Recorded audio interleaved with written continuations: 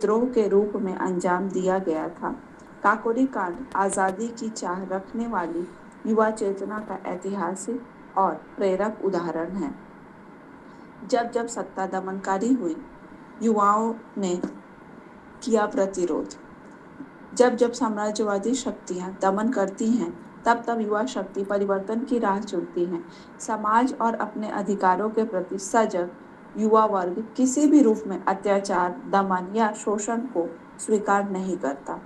विश्व इतिहास में युवा आंदोलनों ने बार बार यह साबित 60 और 70 के दशक का अमेरिका या भारत का काकोरी कांड हो।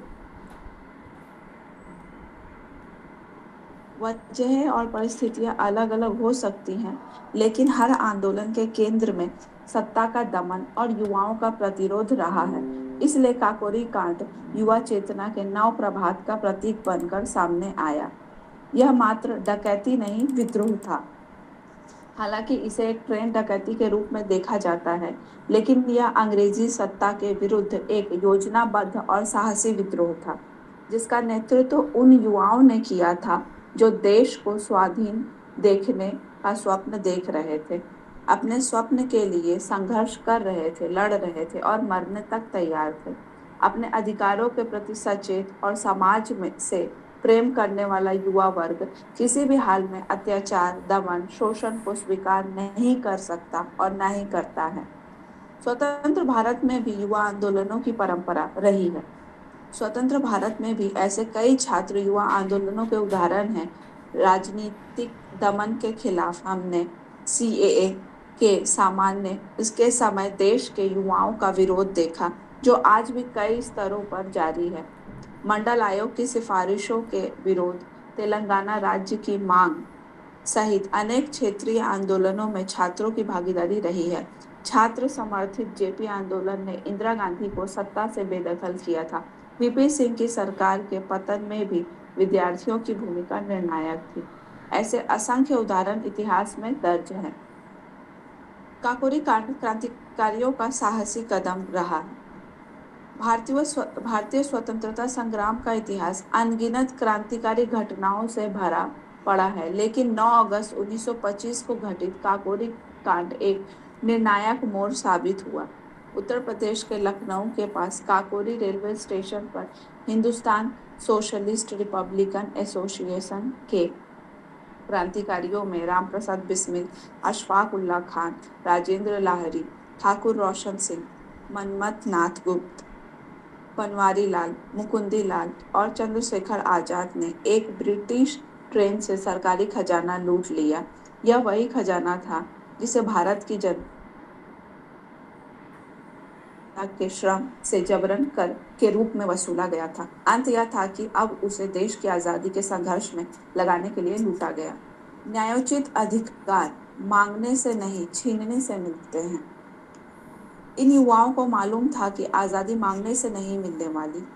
गुलामी की जंजीरों को तोड़ने का साहसिक उद्घोष करने वाले इन क्रांतिकारियों ने स्वप्न और स्वतंत्रता के मायने बताए। युवाओं के इस साहसिक कदम ने ब्रिटिश शासन की नींव हिलाकर रख दी।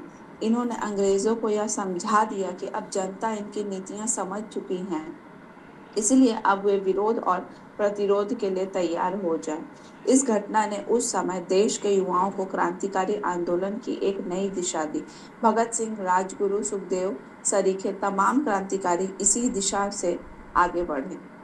काकोरी कांड का प्रभाव और ब्रिटिश सत्ता की प्रतिक्रिया।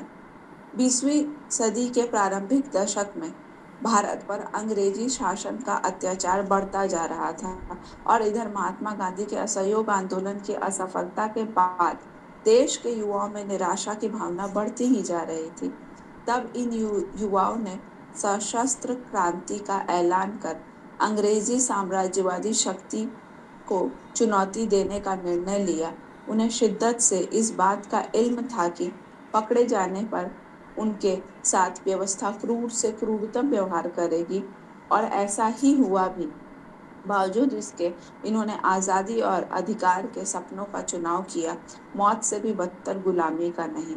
काकोरी कांड ने ब्रिटिश शासन की नींव हिला दी अंग्रेज समझ गए कि भारतीय मूर्ख नहीं बनाए जा सकते। इस घटना ने देश के युवाओं को क्रांति की ओर प्रेरित किया। भगत सिंह, राजगुरु, सुखदेव जैसे महान क्रांतिकारी इसी विचारधारा से प्रभावित हुए। परिणाम स्वरूप ब्रिटिश सत्ता ने इस कांड को अपनी प्रतिष्ठा और नीतियों पर हमला माना। पूरे देश में छापेमारी हुई और लगभग 40 युवाओं को गिरफ्तार किया गया। मुकदमा 1.5 वर्षों तक चला। सरकारी वकीलों ने इसे राजद्रोह बताया। झूठे सबूत तैयार किए गए और गवाहों को डराया गया। सजाएं और